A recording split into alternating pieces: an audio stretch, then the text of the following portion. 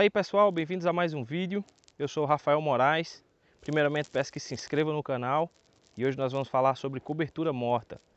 Dar algumas dicas sobre como realizar, como que eu fiz a aplicação e de alguns materiais que eu utilizei aqui para fazer a aplicação de cobertura morta nas plantas de pitaia. Então, como vocês sabem, a gente está aqui no semiárido, é uma região que tem uma escassez de água frequente, o período de estiagem é bem prolongado e a gente precisa fazer irrigação nas pitaias, mas como o acesso ao recurso água ele é limitado, então nós temos que adotar algumas práticas para manter a umidade do solo por mais tempo e assim a gente economizar água. Uma dessas práticas é o uso de cobertura morta. Bem, como vocês estão vendo aqui, está nosso pitaial.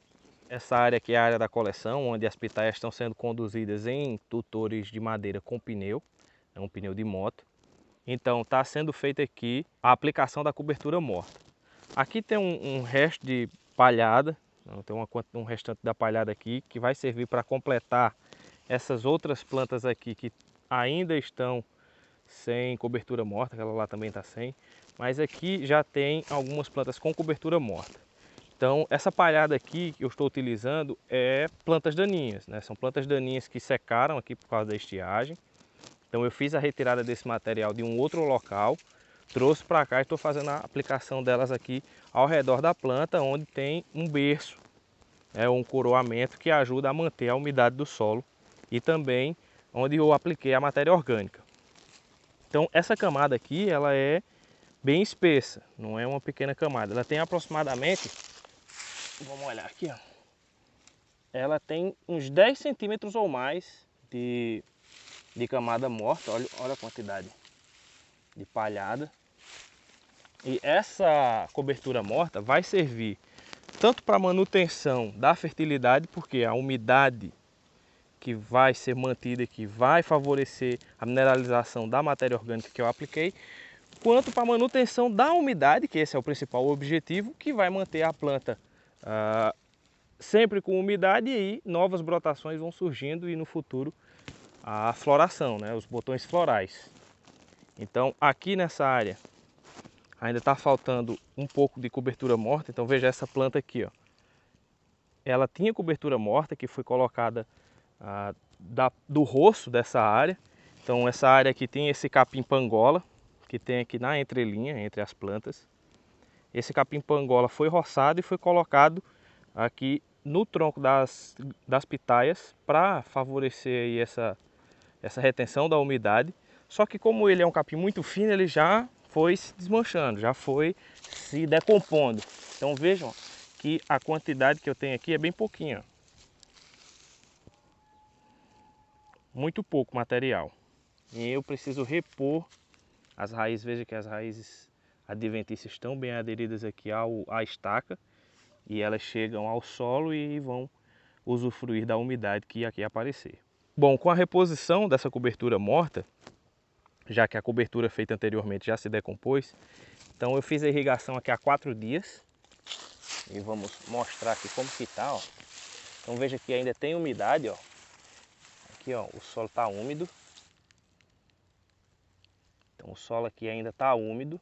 Foi feita a aplicação de água aqui há 4 dias atrás, né? Eu estou fazendo irrigação aqui a cada 8 dias. Essa área é aquela área que eu mostrei que eu estou irrigando no balde, eu não montei os gotejadores aqui ainda. Na outra área lá onde tem o plantio nos tutores vivos já estão os gotejadores instalados e deve ser a próxima área que eu vou implantar a cobertura morta. Então é interessante que para essa cobertura morta seja utilizado gramíneas, porque essas plantas demoram mais para se decompor e permanecem sobre o solo, protegendo o solo, tanto quanto a irradiação solar e a elevação da temperatura.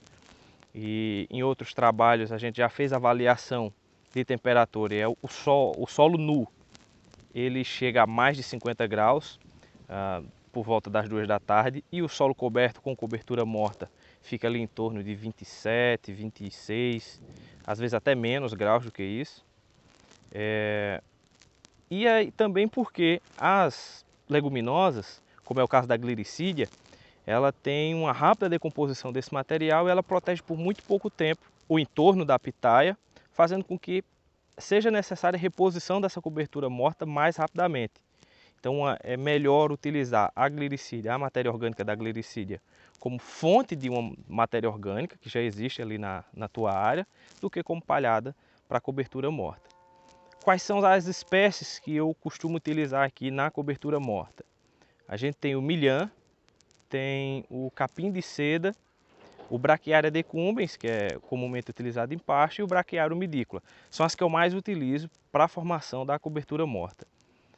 Num próximo vídeo eu devo mostrar para vocês essas espécies detalhadamente, e aí vocês procurem a espécie que melhor se adapta à sua região, que cresce mais facilmente na região de vocês, que tenha em grande volume para você poder fazer essa cobertura morta. Um outro detalhe é que cobertura morta apresenta um custo que, embora seja pequeno, ele deve ser considerado, porque desprende muita mão de obra para a realização dessa prática, tanto na coleta dessa cobertura morta, quanto na aplicação dela. Precisa ser feito com calma para ficar bem feito.